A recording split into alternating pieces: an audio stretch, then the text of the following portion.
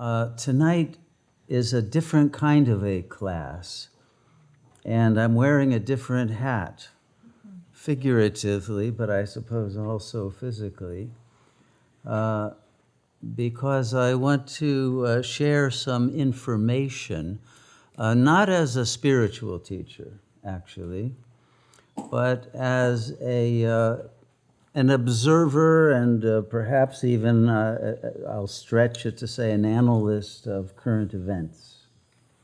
And so what I want to do tonight is to share with you what I consider to be, to use the jargon in that field, a sitrep, right? A situation report about the state of the world and its implications for all of us.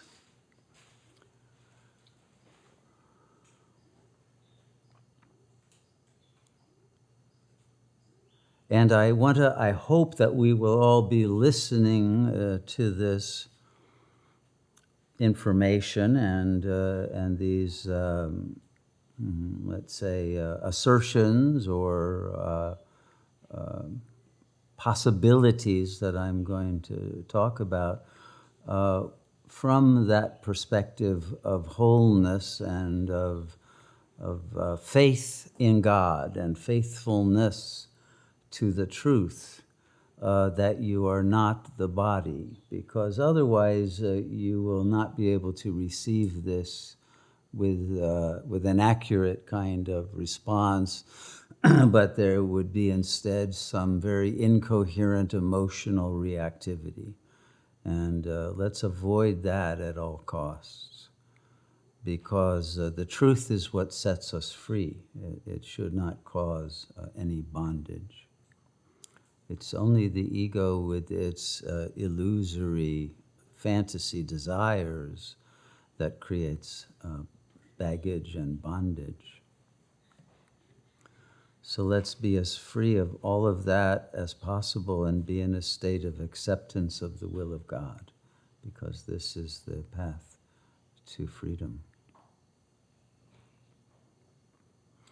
So, in a way, for this being, we are reaching what is the closing of a circle, which was the title of the first Gems book, not without relevance to what I'll be speaking about tonight.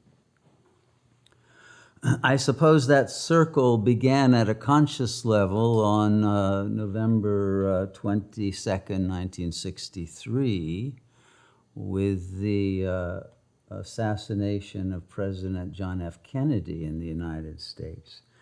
And now you see we have the revenge of the Kennedys is happening in the US political arena, which is also the closing of a circle.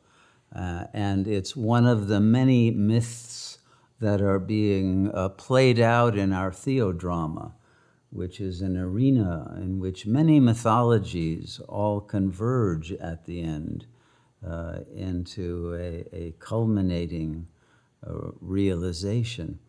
But this is one of those that I think certainly is sparking and reconfiguring the minds of many people, not only in the United States, but in the whole Western empire.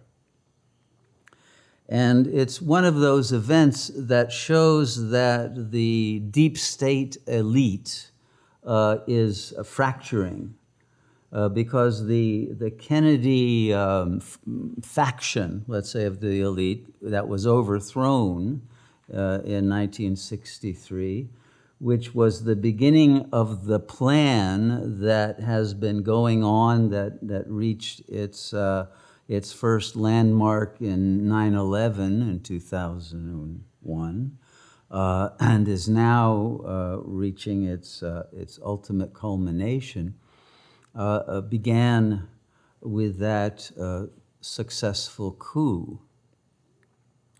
But the underside of the elite that had been deposed never lost completely its power and its its influence within the upper strata of the social order in the West.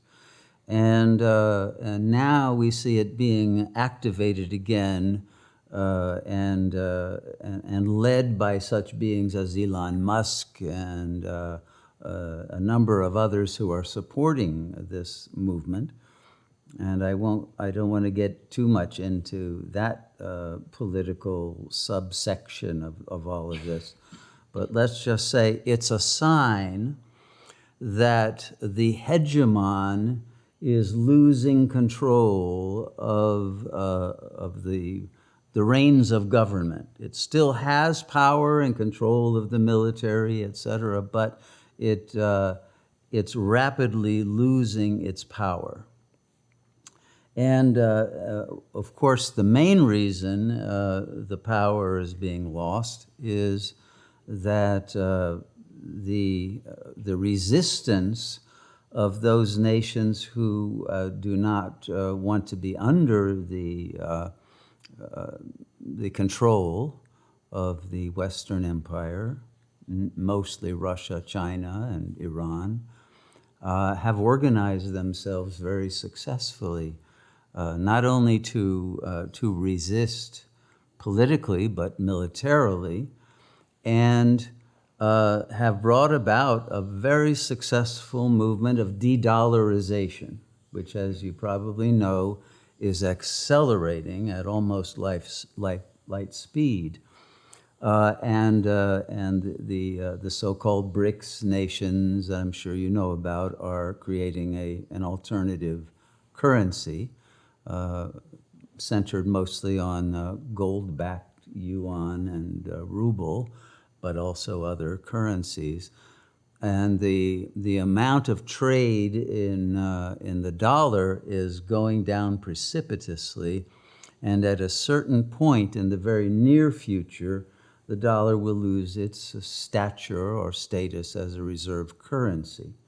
And at that point, the U.S. will no longer be able to, I won't say pay its bills, because it doesn't pay its bills, but to convince people that the dollar has any value, and it will crash and become worthless to buy anything. And I think those who are in the dollar system need to be aware of that aspect of reality that will hit home very soon. It's being kept up as long as they can manage it, but their ability to sustain it much longer is weakening. And since 2001, the 9/11 event, which was the excuse for the endless war in which the U.S. took out, beginning with small countries, all of those who were resisting both the hegemony of the dollar and of the empire, including Iraq, obviously, Libya, and the attempt was made to destroy Syria, which has now failed, and there have been other failures. There was a failure to overthrow the Venezuelan government. You remember that embarrassing thing with the Guaido person who was supposedly appointed as the real government, which never went anywhere. And there have been a number of failures and loss of face for the empire in recent years.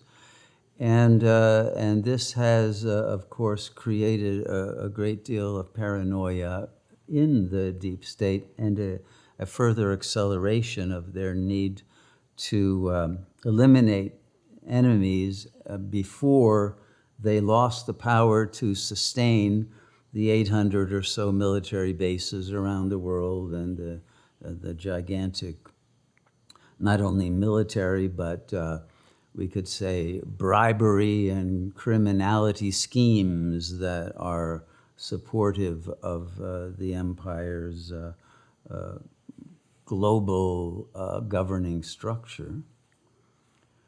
And so it has led to the NATO-backed war of Ukraine against Russia. And at this point, it is very clear to everyone who sees what's going on that Ukraine has lost strategically and will soon not exist. Its army has been completely destroyed and depleted. Its whole population, especially of males of fighting age, I suppose, but they're getting people off the streets now who are 10, 11 years old or 70 or 80 years old and putting uniforms and sending them in to die. But their ability to maintain that has now reached its end. And the U.S. weapons systems that are the main industry that the U.S. has still. It sells weapons to other countries.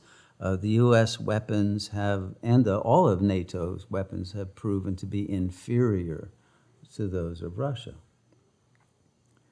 So, of course, this also has an immediate impact on global economy and global alliances. And so we have seen a shift of alliances away from the West by most of the countries of the South toward Russia and China. The battle for that influence is still going on, but the outcome is absolutely clear that the West is on the losing side of this. And none of their sanctions against Russia obviously have had a negative effect on Russia, but they have bankrupted Europe, and they have therefore triggered what is now happening throughout Europe, but especially in Germany and France, of an uprising of the population against the governing elites, who are the vassal subordinates of the Western Empire. And so